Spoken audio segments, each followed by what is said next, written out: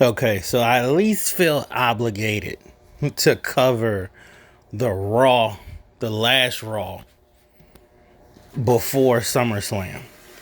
And I must say, this Raw, it was mid. It was mid.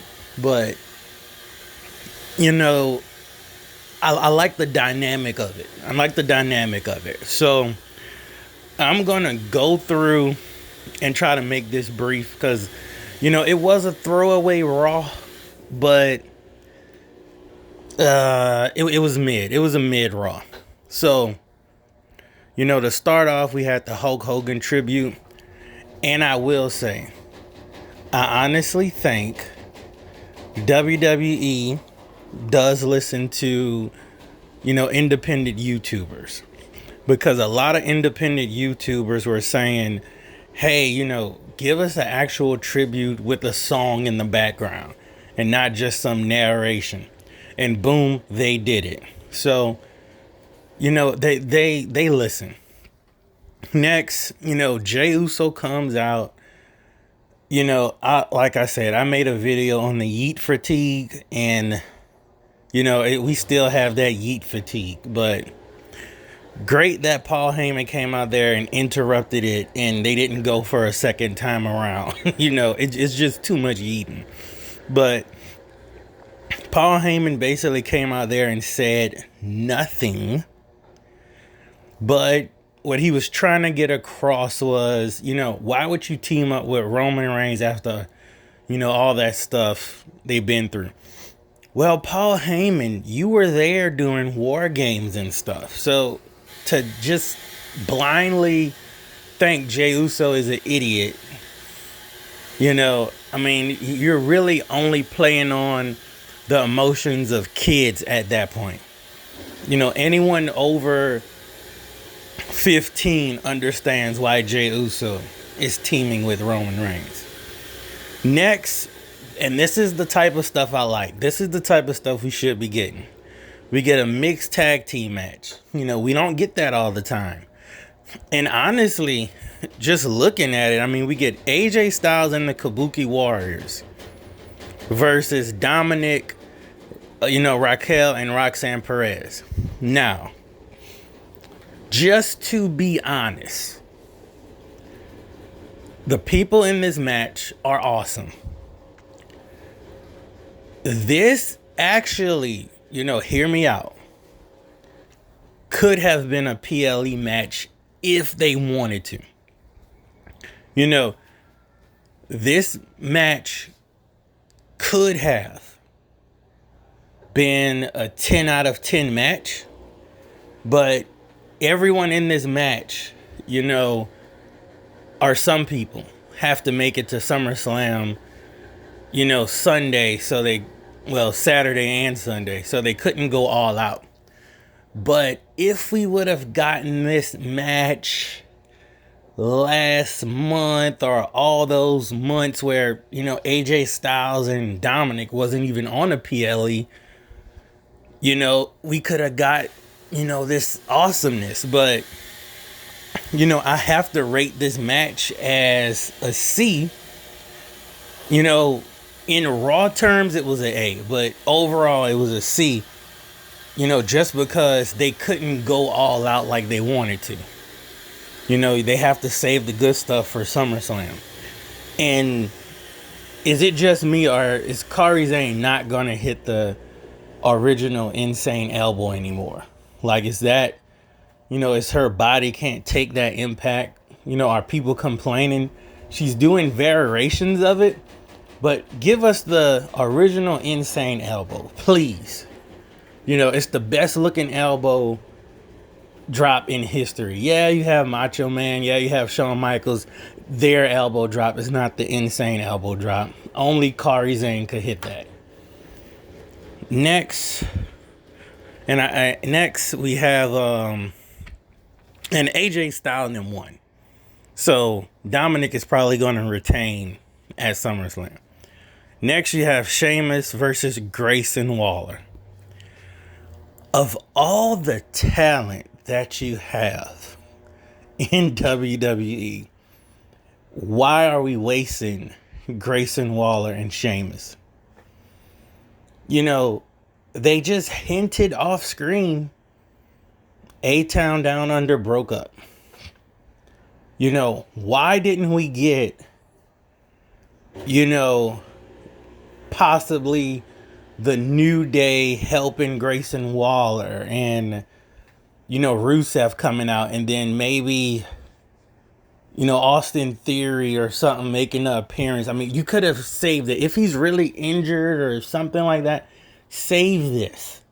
You know, save it. I mean, Attitude Era was just so creative. You know, they would have did some hospital scenes. You know, they would have done something besides, you know, this. You know, you have a year buildup of them breaking up, or going to, and then nothing. You know, creative sucks at WWE right now. Next, we have another Lyra and Becky nonsense. Like, I'm sick of Lyra. And I'm sick of Becky at this point. I get it. You know, Lyra is a good wrestler. But I don't see Lyra being in the company, you know, 10 years. Lyra isn't going to be Becky Lynch, Tiffany Stratton. You know, she's not going to be Bianca Belair. I wouldn't even say Jade. I'll say Charlotte Flair level. You know, she's not going to be one of these 4 horsewomen level superstars. You know, she isn't going to be the next Sasha Banks. I'm sorry.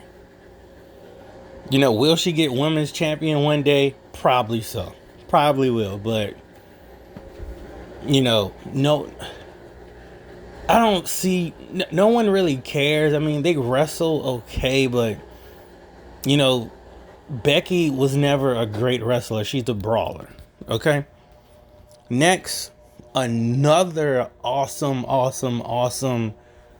you know, match that could have went harder, but I mean, it is Raw before SummerSlam.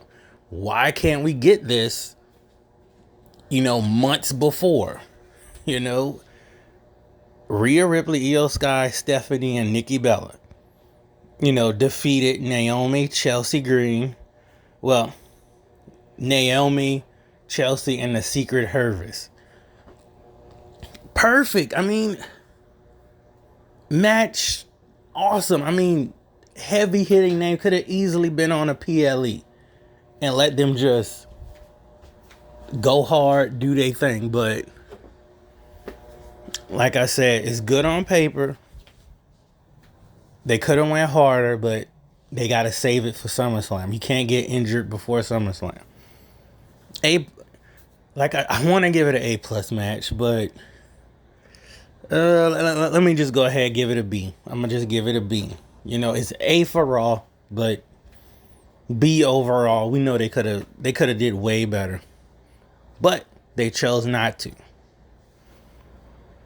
Then you have Finn Balor, JD defeated, you know, LWO. Now we have 2 El Grande Americano people. I don't know where I kind of know where they're going with this. This was kind of a throwaway match-ish, you know. You know, LWO is good. Finn and JD is good. I'm going to say it was kind of like a B match, BC match. You know, before SummerSlam, we know we get it. It's before SummerSlam, okay? Then you have CM Punk and Gunther Ring General. You know, they're having their little moment talking and stuff.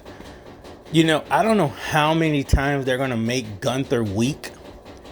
And I sort of like it only if Gunther continues to win. You know, if you make Gunther look weak and then he beats you, you know, you can use all of that fire for a great promo, you know, later on in his career, you know, saying, you know, hey, you know, people push me around, but I'm the ring general.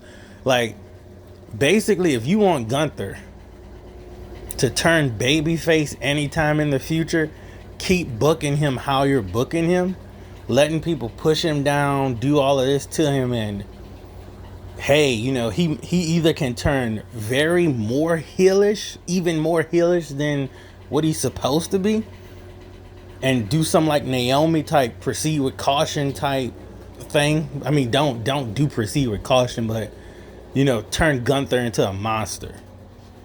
If you're gonna keep letting people push him around and he keeps winning, I think CM Punk might go over, but you know, Seth may be coming back. Like, we really truly don't know Seth's issue, you know, so just keep that in the back of your head.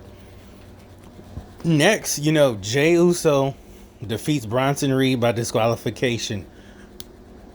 I want to give this match a D, but we know why it's a D, because they have to fight at SummerSlam. And all this is doing is just proving that Jey Uso and Roman Reigns is going to win at SummerSlam. But if you want to throw in a twist, don't let Roman and Jey Uso win at SummerSlam. Please throw in a twist.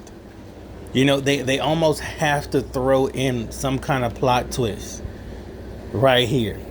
You know, if you want to prove that this faction, the Bronsons or whatever, the Brons, are really going to be main event superstars, if they beat Roman Reigns and Jey Uso, who's going to tell them anything? You know, if Roman Reigns is really leaving in 2 years, it's time to put over talent. Hey, if you're gonna leave, if you're not gonna give us another 5 to 10 years on your part-time schedule, you have to put over talent. Undertaker put over talent when he left. Stone Cold put over talent. The Rock put over talent. You know, John Cena put over talent. What, you know, it was like 1,000 days since he didn't win any matches or something. You know, Ric Flair put over talent. Roman, if you're leaving in 2 years, put over talent. You know, I personally would let you, just for story, not look like this.